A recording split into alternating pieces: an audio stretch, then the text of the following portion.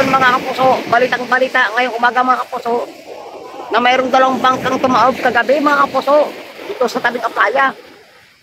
Tara na at samahan niyo ang puso at ating puntahan at ating alamin kung ano ang nangyayari mga kapuso.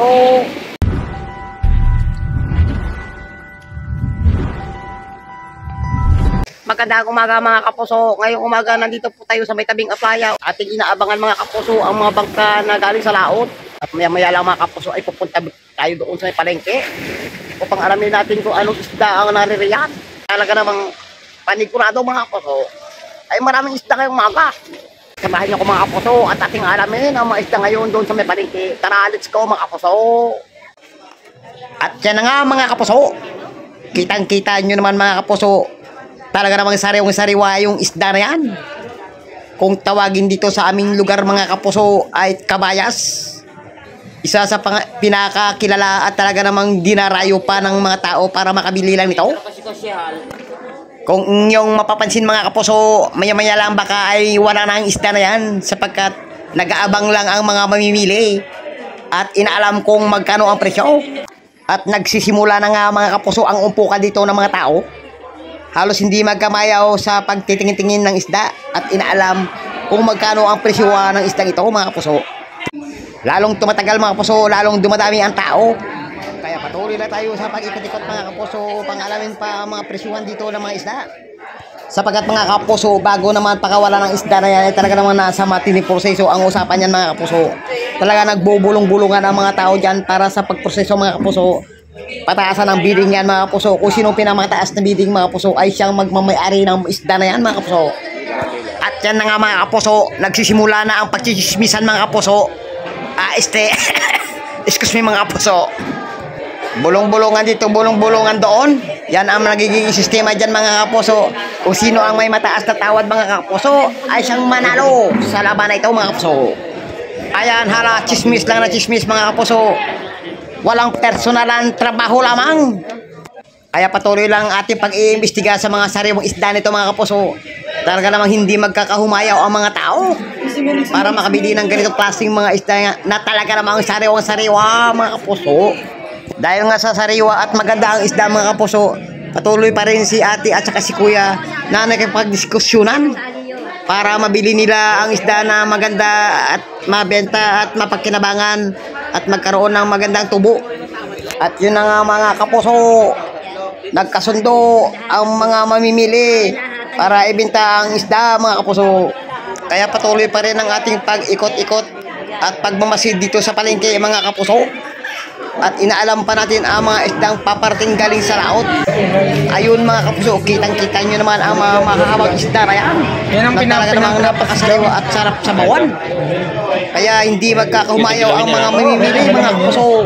Tuloy-tuloy lang sila sa pag-ikot-ikot para makapili at makapili ng mga magagandang isda mga kapuso. Kita mo naman yan pa. Ayun pa mga kapuso, habang tumatagal mga kapuso, talaga namang dumadami na ang mamimili dito sa palengke. At talaga namang samot-saring isda ang kanilang makikita. Sapagkat mga kapuso, kapag tanghali na ay marami ng isdang dumadating galing sa laot. Kaya wanto sa awa ang pamimili ng mga mamimili na ito na galing pa sa ibang lugar mga kapuso. Kagaya na lamang ng lobster na ito na talaga sarang-sariwa at saka hipon na mga malalaki. Talaga namang super sa sariwa ito mga kapuso. Kaya ano pang inaantay natin? Pumunta na kayo dito sa Hulugan Onotan sa Cavite para dayuhin ang mga sariwang isda na galing pa sa mga laot at talagang bagong huli. Kaya hanggat may pagkakataon mga kapuso, huwag na kayo magpatumpik-tumpik pa. Halina kayo at dayuhin ang lugar na ito. Dito nyo makikita ang mga sariwa na galing pa sa laot mga kapuso. Samut-sari ang isda rito na inyong mapagpapilian. Kaya ano pa ang inaantay nyo mga kapuso? Halina at sugurin na natin ang Hulugan Onotan sa Cavite, kung saan ang isda iba't iba at sariwa.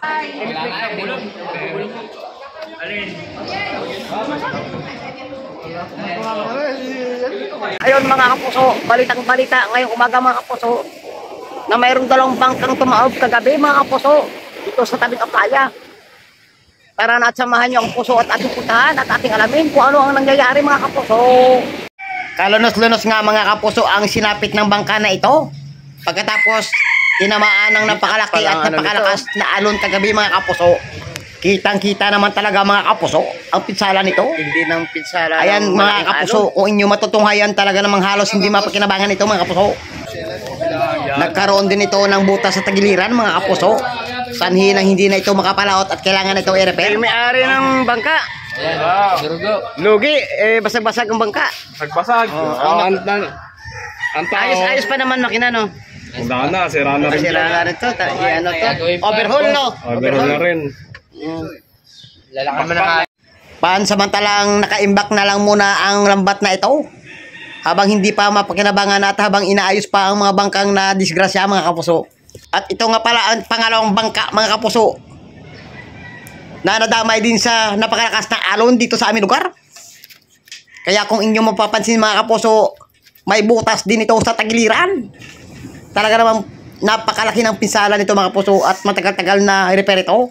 Mga kapuso, hindi nyo pong nasaksiyan ang mga pangyayari dito sa aming lugar. At mga istang dumating galing sa laot mga kapuso.